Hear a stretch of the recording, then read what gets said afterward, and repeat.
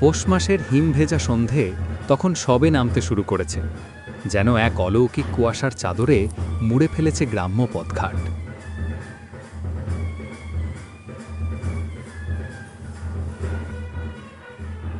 সেই অস্পষ্ট ধোঁয়াশা ভেদ করে মিঠো পথ মারিয়ে পালকিতে চড়ে চৌধুরী বাড়িতে পা রাখল নতুন বউ উমা।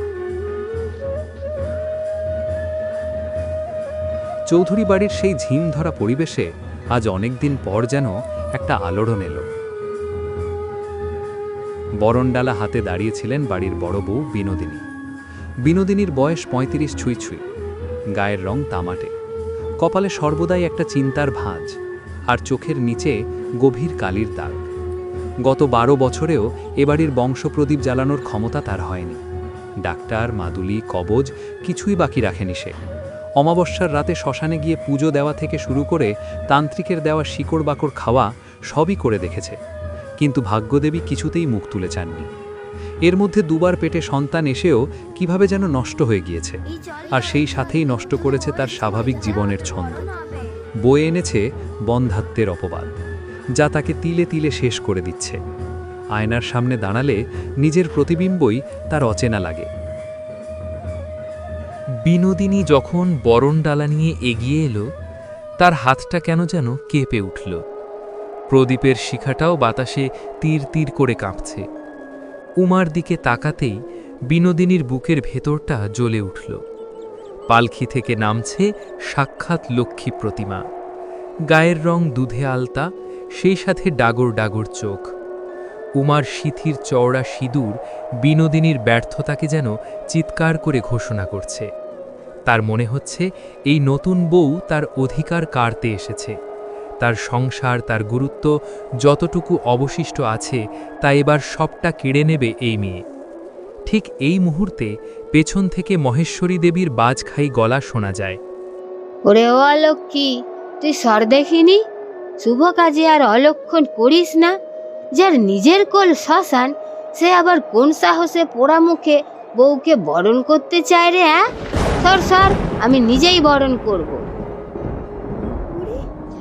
স্বামীকে খেলো, দুটো ছেলেকে খেলো, এই কি করবে কি জানে বাবা এই সংসারটাকে।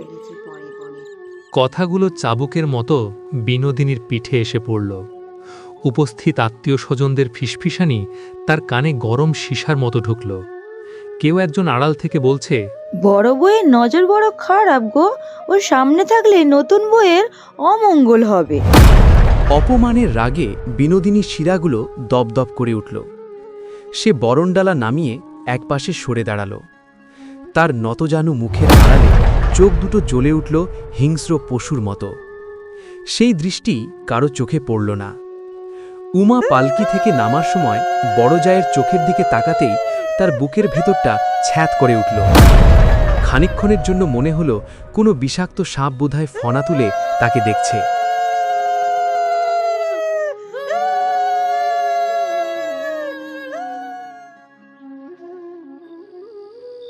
ফুলশয্যার ঘর রজনীগন্ধার গন্ধে মমক করছে।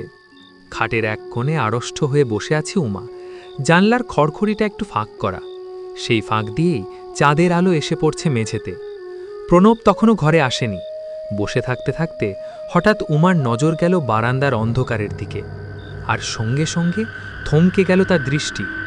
অন্ধকারের মধ্যে কেউ যেন দাঁড়িয়ে আছে, ছায়াটা নড়ছে না, কেবল স্থির হয়ে যেন চেয়ে আছে উমার ঘরের দিকে। গাটা ছমছম করে উঠল ওর, তবু সাহস সঞ্চয় করে জানলার কাছে গিয়ে উকি দিল।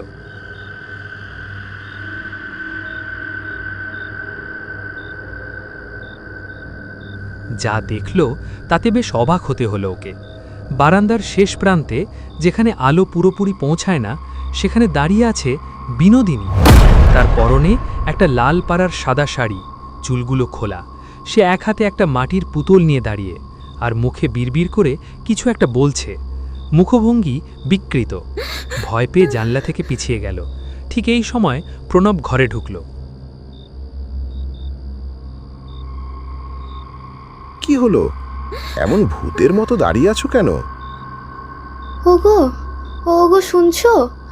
বারান্দায় দিদিভাই ওখানে কি করছে? প্রণব জানলার দিকে তাকিয়ে কাউকে দেখতে পেল না। ও কেউ না, বৌতিমণি হয়তো। উনি ইদানিং রাতে ঠিকমতো ঘুমান না, সন্তান না হয় একটু মানসিক অবসাদে ভুগছেন। মাঝে মাঝেই রাতে বারান্দায় পায়চারি করেন। তুমি ওসব নিয়ে ভেবো না, উনি তোমাকে খুব ভালোবাসবেন। দেখো, আসলে ওনার মাথাটা একটু এলোমেলো হয়ে গেছে। প্রণব কথাগুলো সহজেই হেসে উড়িয়ে দিল, কিন্তু ওমার মন মানল না।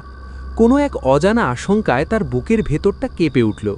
সে স্পষ্ট দেখেছিল অন্ধকারের ঘন কালিমার মধ্যে বিনোদিনীর শীর্ণ শরীরটা। তার চোখের মণি দুটো জ্বলছিল হিংস্র পশুর মতো, ঠোঁট দুটো অনবরত নড়ছিল।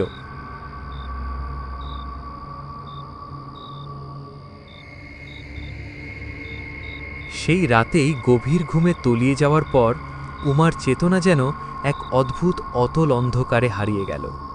স্বপ্নে সে দেখল এক সীমাহীন গহীন অন্ধকূপের ভেতর পড়ে যাচ্ছে, তার চারপাশটা নিকষ কালো। কিন্তু সেই অন্ধকারের মধ্যেও সে স্পষ্ট বুঝতে পারছে তার চারিপাশে শিহরণ জাগানো দৃশ্যটা। কিলবিল করছে হাজার হাজার বিষধর সাপে, অজস্র চেরা জীব লকলক করছে, আর তাদের সম্মিলিত হিস্যির শব্দে কর্তের মাতাস ভারী হয়ে উঠছে। উমার শরীরটার দিকে দ্রুত বেয়ে আসছে বিষধর সাপেরা। তার শরীরকে তারা গ্রাস করার আগে সে দেখল দূরে দাঁড়িয়ে আছে বিনোদিনী। তার চুলগুলো এলোমেলো হাওয়ায় উঠছে। সে উমার এই অসহায় অবস্থা দেখে হাসছে।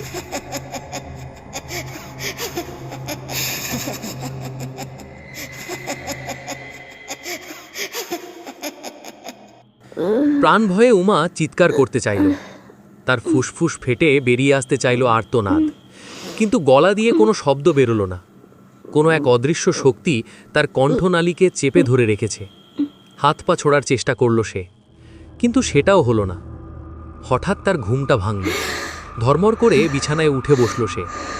তার শরীর তখন ঘামে ভিজে একসা। বিছানার ওপর কিছুক্ষণ চুপচাপ বসে রইল উমা। প্রণব তখনও অঘরে ঘুমাচ্ছে, আর ঘুমন্ত মুখের দিকে তাকাতেই খানিকটা স্বাভাবিক হল সে। মাস 6 পরের কথা। চৌধুরী বাড়িতে বহু দিন পর আজ আনন্দের বন্যা। উমার অন্তঃসত্ত্বা মহেশ্বরী দেবী যেন হাতে চাঁদ পেয়েছেন। তাই তিনি ঘোষণা করলেন ধুমধাম করে নারায়ণ পুজো হবে। বাড়িতে পাড়া প্রতিবেশীদেরকে নিমন্ত্রণ করা হলো। বাড়ির ছোট বউকে মাটি পর্যন্ত স্পর্শ করতে দেওয়া হচ্ছে না, পাছে কোনো অমঙ্গল হয়। কিন্তু এই আনন্দের আলো পৌঁছল না শুধু একটি ঘরে, বিনোদিনীর ঘরে। দোতলার কোণের ঘরটা এখন আর বড় একটা খোলে না, সারা দিন তার ঘর বন্ধ থাকে।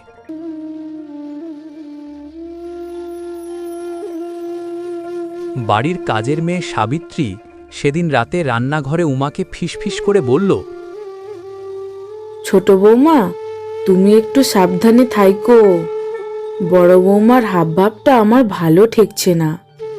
কাল রাইতে আমি পেছনের বাগান দিয়ে আসছিলুম, দেখলুম বড় বউ ওই পুরনো মন্দিরটা চাতালে বইসা আছে। বেজায় অবাক হলো উমা। এত রাতে ওখানে কি করছিল দিদি?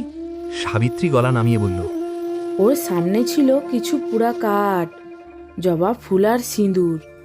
আমাকে দেখতে পায় নাই, কিন্তু ওর হাসি শুনা আমার গতরের রক্ত যেন জল হইয়া গাইছে গো। আর অত রাইতে জঙ্গলের ভেতরে বইসা ওরম হাসবে কাই না? উমার শরীরটা শিউরে ওঠে। এ বাড়িতে সে এসেছে তাও প্রায় 6 মাস হয়ে গেল। প্রথম দিন থেকেই তার জায়ের নজর যেন তার উপরে বড্ড বাঁকাভাবে পড়ত, সেটা সে জানে। প্রথম তার তো বেশ ভয় লাগত, কিন্তু ধীরে ধীরে গা শোয়া হয়ে গিয়েছিল। তাছাড়া বাড়ির অনেকেই মাঝে মাঝে তাকে সাবধানও করে দিয়েছে যেন বিনোদিনীর কাছে না ঘেঁষে। সত্যি বলতে এতদিনে উমার কোনো অনিষ্ট হয়নি, তাই বাকি সকলের সাবধান বাণীতে সে খুব একটা পাত্তা দিত না। কিন্তু এখন তাকে সাবধানে থাকতে হবে। এই মুহূর্তে সে তো আর একা নেই, তার মধ্যে একটু একটু করে বেড়ে উঠছে নতুন জীবন, এই বংশের প্রদীপ।